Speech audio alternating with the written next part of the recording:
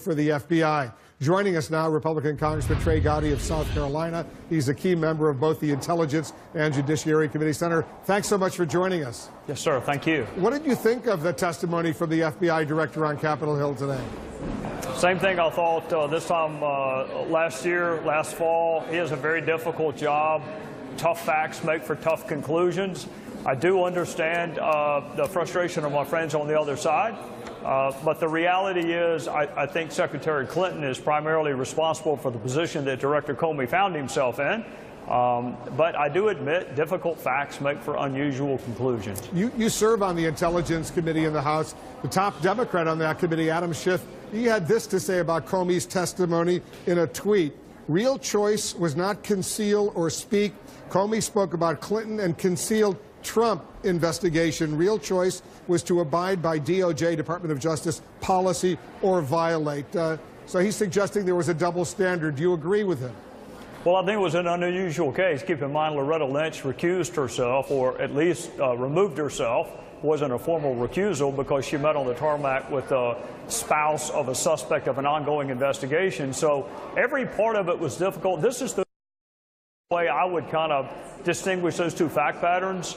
He told us at the end of the investigation that he was not going to pursue charges against Secretary Clinton. That's a little bit different than having that conversation on the front end of the investigation, although in this case, he has told us on the front end. He told us last time we had a public hearing that there was an investigation, either intelligence or quasi-criminal investigation, into matters surrounding Russia's efforts to interfere with our election. I viewed his press conference with Secretary Clinton as explaining his non-charging decision. If he wants to do that at the end of the investigation with Russia, he's welcome to do so. It's unusual to have that press conference on the front end of an investigation. The president tweeted last night ahead of today's testimony, I'll put it up on the screen, FBI Director Comey was the best thing that ever happened to Hillary Clinton, and that he gave her a free pass for many bad deeds. The phony Trump-Russia story was an excuse used by the Democrats as justification for losing the election. Perhaps Trump just ran a great campaign. Do you agree with the president's claim, Congressman, that Director Comey gave Hillary Clinton a, quote, free pass? Well, I don't know what he means by free pass. I disagree with Director Comey, and there's a tape to back it up on his interpretation of the elements required to make a successful prosecution. We had quite a lengthy conversation about intent. Keep in mind, Director Comey didn't say the elements of that offense were not met. He said she lacked the intent to break the law, which, as you probably know, Wolf, is rarely proven with direct evidence, almost always circumstantial evidence. I do disagree with Director Comey's conclusion. I don't know what the president meant by free pass. I think the press conference that Director Comey gave was an attempt to explain an unusual conclusion, which is you meet the elements of the offense, but we're not going to prosecute you regardless because we can't the issue of specific intent. What about the president's claim that this whole Trump-Russia investigation, in the president's word, is phony? Our investigation is not phony, Wolf.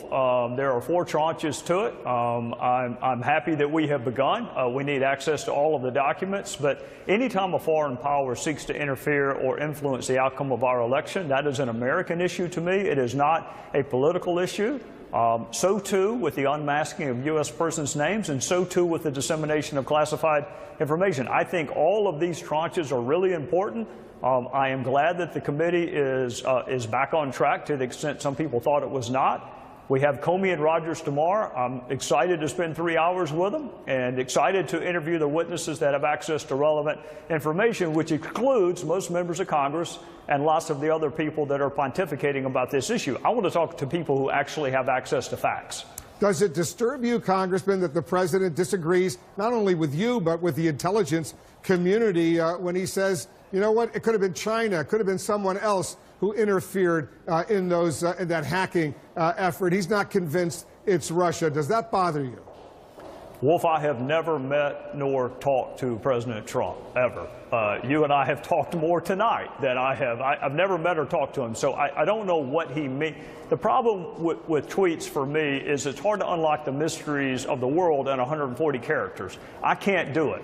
So there aren't follow-up questions. There aren't requests to extrapolate on what you meant. I don't know what he meant by that. I can tell you this, any foreign government, and in this instance, Russia, but you can insert any country you want that attempts to interfere with our democratic process, that is an American issue. Now, having said that, some of my colleagues in this line of work love to jump to the conclusion without going through the process of identifying facts and quoting anonymous sources and referencing newspaper articles. You would be laughed out of any courtroom in America if you did that. So it's a serious accusation. Let's have a correspondingly serious investigation.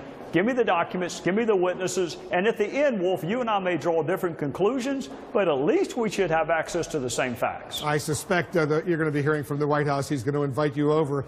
Now that you've pointed out you haven't really had a substantive I'm just a conversation. Get ready for that invitation.